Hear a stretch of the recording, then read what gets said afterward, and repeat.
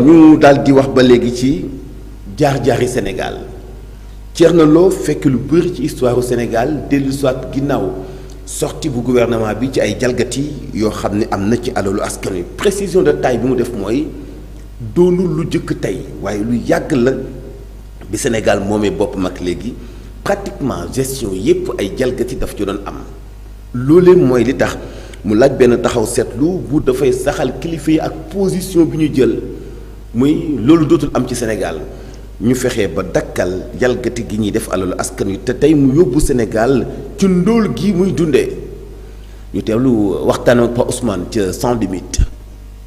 Les Sénégalais il faudrait que ñuy réfléchir parce que fàtte yàggul. Il y a des gens qui font des plateaux et qui ont été émus de ce que le Premier ministre Ousmane Sonko a dit. Le Premier ministre Ousmane Sonko est dans une logique. Il a toujours dit, quand il était député à l'Assemblée nationale, il avait commencé à parler de malversation, il a parlé de fiscalité, il a parlé des exonérations, il a parlé de détournement de deniers, il a parlé des 94 milliards et tout en pas. Donc autant de choses qui nécessitaient que ñu leeral ko.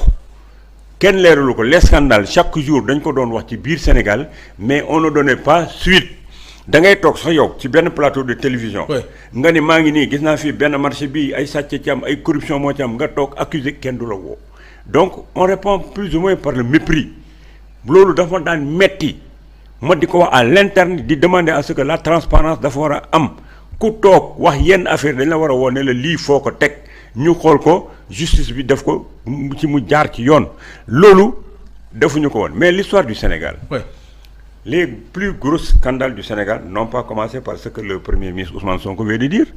On est dans un pays où tout est à faire ñu amoon un bon départ. Qu'est-ce qu'il faut faire? L'agriculture, c'est le levier qui permet le développement du Sénégal. Le Parti socialiste avait mis en place des structures adéquates pour cela. Ñu def l'ONCAD, def la SODEVA, def la caisse de péréquation et mettre un levier fondamental dans le développement d'un pays, c'est des banques de développement. Nous avions USB, BNDES, BSK. Mais qu'est-ce qui s'est passé?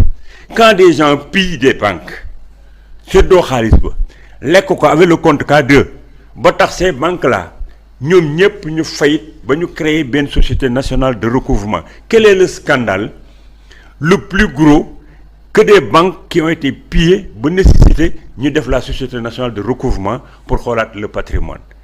Une structure comme l'ONCAD ñuy peese di jaay gerte gi di def ay saakuy suuf ñuy peese suuf si di jël ay milliards di ko jox nit ñi lan moo gën a scandale dans le développement d'un pays? Nous l'avons vécu. pour yow kon processus la. loolu noonu moo topp tey ba ñëw moo gën a du la bett. moo gën a garaaw ñetti banques yooyu ñu tëj ak ONCAD ak caisse de péréquation moo gën a garaaw lii Premier ministre Ousmane Sonko signalé. Ah oui? Oui, mais tu te rends compte des banques 3 banques qui tombent en faillite ba ñu ñëw toog def société nationale de recouvrement te aujourd'hui on doit même auditer la société nationale de recouvrement pour seet ba xam cette société là bi ñu créé woon bi ñu liquider banques yi quel est son état? Qu'est-ce que cette société a recouvré? Les Sénégalais ne font pas d'évaluation, on ne contrôle rien. Société nationale de recouvrement waroon nañu wax ne aujourd'hui recouvrer na tant de milliards ci li nga xam ne bile ñii piyee woon nañ ko. Le compte K2 personne n'a suivi pour xool compte K2 bi ñan ñoo lekk xaalis ba dañ ko doon jox ay commerçants ak ay transporteurs. oui mais dindiwul la responsabilité di ñi gérer woon ñi mujjee woon te ñu tudd seen tur te ba fii may waxee yow pataaral la ñu wane. dama lay wax ay scandales qui sont sérieux dans un pays yoo xam ni amul ay suite parce que bañ ko defee bi Abdou Diouf ñëwee le président Abdou Diouf ñëwee def la CREI ay ñetti nit lañ ci jàpp dugal leen kenn ki c'était un électricien qui était au théâtre Sorano c'est mon ami Gassama keneen ki ci des c'est un autre dont j'ai oublié non mais fa la affaire ba yam donc scandale boobu pourtant ba ma qu'est-ce qui s'est passé mais dañoo daw bàyyi ko ñu daw après ñu xam nu mu tuddati ajustement structurel. bi ñuy def sous-ajustement mais c'est à cause du fonctionnement de notre économie ñu mettre ñu sous-ajustement bu ñu jógee ci affaire ajustement yooyu ñu ñëwati gis la CREI bi ñu defee CREI lan lañ def heure boo xëyee ay milliards ngay dégg ay milliards ay fonciers milliards ay fonds placés dans les zones offshore. Et partout ailleurs les notaires se mettaient à parler les collaborateurs se mettaient à parler les généraux ont écrit des livres donc Sénégal c'est un pays qui a traversé des scandales et des situations catastrophiques boo xam ne bii s'il s'agit de dire que la destination du Sénégal est ternie, le Sénégal a toujours eu des étapes qui ont eu à ternir sa destination. Exercice bi Ousmane Sonko def ak gouvernement am bu ci kenn wax ni oui dañoo gàkkal deru Sénégal lu yàggaam la. Les gens peuvent avoir leur expression parce que nous sommes dans une société d'expression plurielle. Chacun peut analyser quand un premier ministre vient faire un exposé ku ci nekk mën nga am sa point de vue. Moi je respecte les points de vue des gens. Mais li ma xalaat man bëgg koo wax. Je ne parle pas pour plaire, je ne demande la permission à personne pour dire ce que je pense. Je suis un acteur dynamique dans ce pays-là. Toutes les grosses installations yi nekk dans ce pays-là, dans un pays qu'il faut construire, man mi maa ko def. Quand ils dormaient eux, moi je dormais pas. J'étais en train de faire mes bilans thermiques, j'ai fait mes plans, j'ai été le sous-traitant des plus grandes entreprises du Sénégal. Oui, loo bëgg a wax. Déglul dama bëgg a wax ne man. waaw damaa liggéey ci réew mi en termes d'infrastructure. waaw.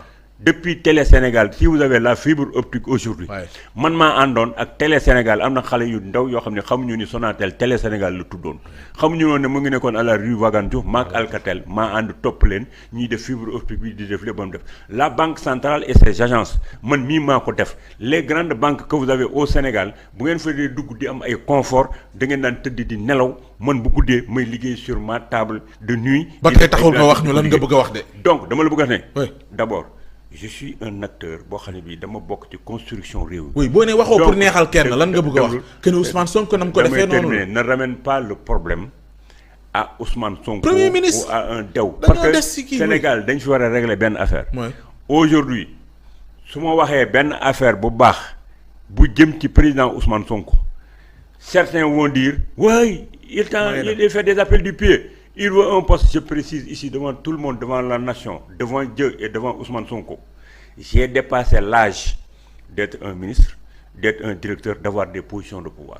Je n'en réclame pas, je n'en veux pas. ku ma ko jox du ma ko jël te loolu taxumaa wax na leer ci bopp ñëpp. ñu bari duñ ko wax. defal nànk dama na leen. maa ko waxaat répété waat ko. Je n'attends rien du président Diomaye et d'Ousmane Sonko une seule chose nañu teg Sénégal ci yoon mu dox. Dans l'orthodoxie pour que man en tant que développeur li ma xamoon sama 35 ans de secteur privé ma mën a liggéey en tant comme du secteur privé pour rentabiliser et gagner plus qu'un ministre. oui ndax. voilà muy Thierno Lo doon ancien ministre doon itam benn opérateur économique bu amay jaar-jaar yu am solo ci Sénégal dégg nga li mu expliqué ci anam gi nga xam ni yàgg nañu ko ñàkk valoriser li nga xam ne moo di amu Sénégal. ba tax ni ñu ko doon jëfandikoo doon lu doy waar dem bu mujj nekk aada ba mujj fi mu indi suñu doxalinu koom-koomu réew.